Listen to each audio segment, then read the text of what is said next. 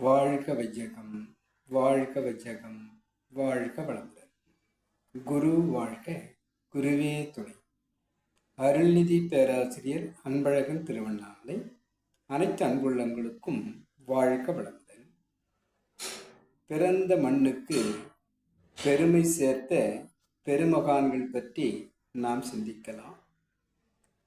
கூடுவாஞ்சேரி பெருமை பெற்றது வேதாத்திரி மகரிஷி என்று பார்க்கிறோம். போர்பந்தர் மகாத்மாவால் பெருமை பெற்றது. எட்டயபுரம் பாரதியால் பெருமை பெற்றது.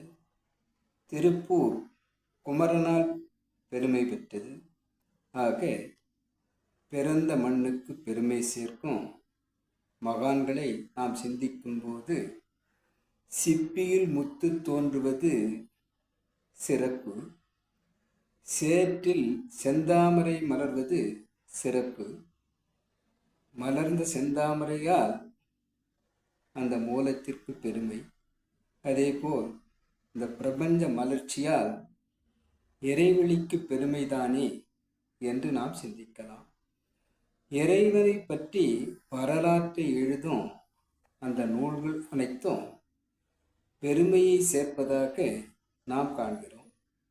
யாதும் ஊரே யாவரும் கேளீர் என்று கணியன் பூங்குன்றனாரின் வாக்குக்கு ஒப்ப இந்த மகான்கள் தோன்றியது அத்தனையும் தோன்றிய இடத்தை விட்டு எங்கெல்லாம் சென்று அவர்கள் சிறப்பை செவிமடுக்கச் செய்தார்கள் என்பதை உற்று நோக்கலாம்.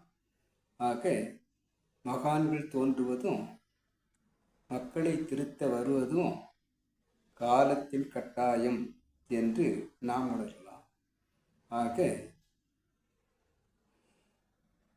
மகான்கள் மக்களை நல்வழிப்படுத்த காலத்தின் கட்டாயமாக தோன்றி இப்பூவுலகில் அனைவருக்கும் அனைத்தையும் வழிநடத்துகிறார்கள் என்பதை நாம் தெரிந்து கொள்ளலாம். அனைத்து அன்புள்ளங்களுக்கும் வாழ்க வளமுடன். இந்த விளக்கத்தை என்னுள் ஏற்படுத்திய இறைநிலைக்கும் எனக்கு வழிகாட்டி கொண்டு என்னுள் இயங்கிக் கொண்டிருக்கக்கூடிய குருமகான் வேதாத்திரி மகரிஷி அவர்களுக்கும் நன்றி நன்றி நன்றி. வாழ்க வளமுடன் என வாழ்த்தி நிறைவு செய்கிறேன். வாழ்க வளமுடன்.